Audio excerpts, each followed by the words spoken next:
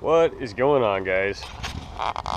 So I'm going to be cutting hay tomorrow, and in order to do so I had to pull a bunch of my equipment out because we have limited space here on the farm, and I kind of pack it all into one spot. So I figured while I had the equipment out, I'd give you guys a little bit of a tour. For those of you that follow my channel, you know about the Massey Ferguson. So it's a 128, and I just bought it. It was a deal off of Craigslist, and I actually got it tying pretty good. So it came with some bad twine, and I replaced the twine with a New Holland brand 9600. So sorry guys, I'm still a little bit sick, so I'm a little bit nasally. Anyway, yeah, so the baler actually really likes the New Holland twine. So I ran a bunch of bales through it. I set the bale length arm down low and simulated basically, I don't know, probably 17 bales or so, and didn't miss any knots after I replaced the twine and sharpened the knives. So at first I tried it with just as it was. After I cleaned it up and lubed all the chains and did all that, but the knives were dull, the twine was bad, and it was tying about every other bale. But after sharpening the knives and putting the new twine in, this baby is tying good. So I'm excited. It does make really, really nice shaped bales too. These bales are beautiful. Something I'm not used to. So having a good, reliable baler is going to be a really big deal this year. Well, this coming year. So I'll be baling 5 acres. I just walked the field. It's just what, 3 properties over. It's real close. I'll get video of that. But so I'm excited to get out there and run the baler in it. Anyway, enough of that. So International 14 rake. It's an oldie. I don't know what the vintage is exactly. I think it's 60s. When in the 60s, I don't know. It could use some paint, but otherwise, I mean, it functions great. I give it grease. I lube everything up. The U-joints seem to be in okay shape. I put some used winter tires on it. They have studs in it, and I had them filled with beet juice, so they have some weight to them, and this thing gets really good traction. Overall, no problems with this rake. It's really simple. It's a 4-bar. I would like to have a 5-bar, but this is what I have for now, and I'm going to enjoy it because it does just fine. So for those of you that follow the channel, you know about the Kubota. It's a L5030. It's a Grand L. So it has all the bells and whistles. This tractor is 50 engine horse and 45 at the PTO. Brand new Woods 72 inch bucket. So I believe it's about 2/3 of a yard or so capacity. It's a shuttle shift, which is fantastic. I love having a shuttle shift. There's nothing like it. I've had gear shift only. I've had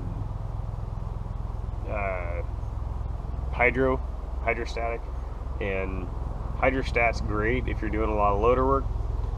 Shuttle shift is also great if you're doing a lot of loader work. Really, I mean, hydrostatic, if you're doing a lot of loader work with a compact tractor, it's the way to go. But that's not mostly what I do. I do land clearing, some loader work, and baling hay.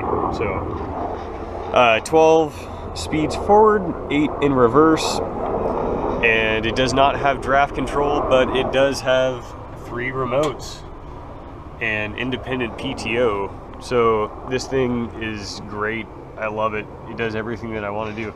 I don't have covers for the SEVs, so I put tape over them. Don't need dirt getting in there, but overall, I mean, this tractor is great. It can't run a disc fine, but hey, you can't win them all. We hay 15 to 20 acres a year, so I don't necessarily need a disc bind. I get by just fine with a drum mower. So this is a PZ Zweigers drum mower, and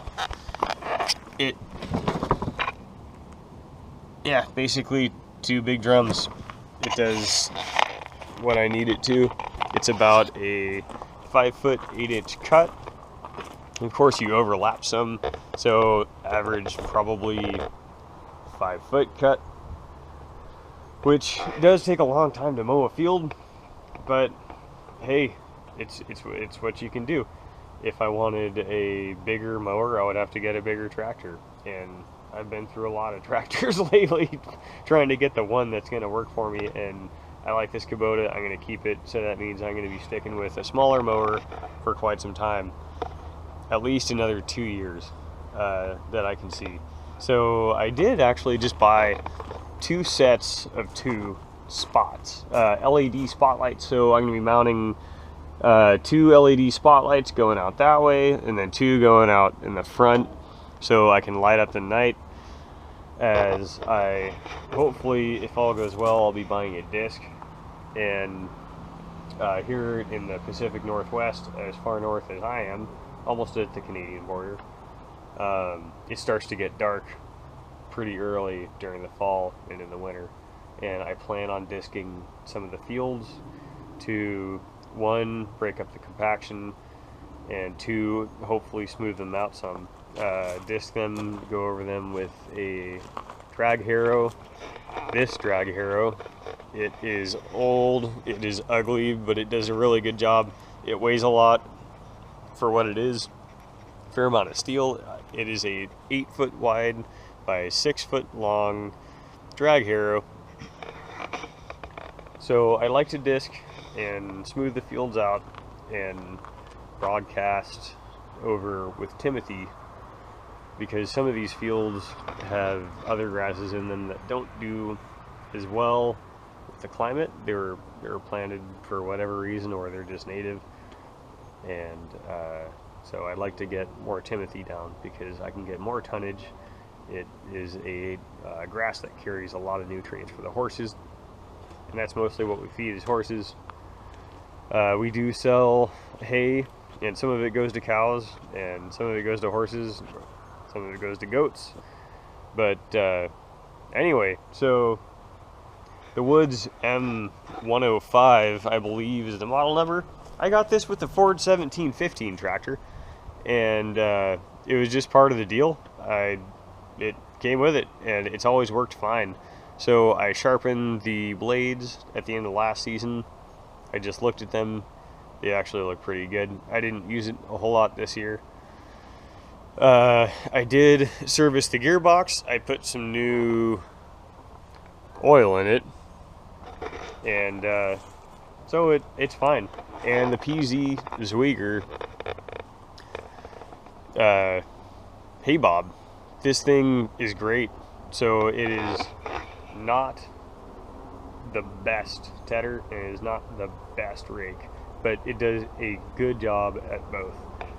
Last year I used it as a tedder, and I tested it as a rake, and I think it did a fine job as a rake, but most of the windrows that I was making needed to be doubled up, so I stuck with the Rollabar rake or the IH14 rake. So this it does make nice fluffy windrows, and it does a fair job at tedding hay. So it does turn the hay over, it does dry it out. I like it. It's nice to have a backup rake if I need one. It's really easy to hook up to. These guys are flexible, so that's really nice. I like what PZ did there. As you can see, I've got some broken teeth, so I think each one has 2 broken teeth. And I should probably replace the springs that bring the teeth back up on some of them. I replaced a couple of them this year, but so yeah, that's the PZ hay bob and what we have as far as equipment goes. So anyway, that I wanted to give you guys a run through on our equipment and let you know a little bit kind of what's going on. So if you made it this far, thank you very much. Thanks for watching, and we'll catch you on the next video.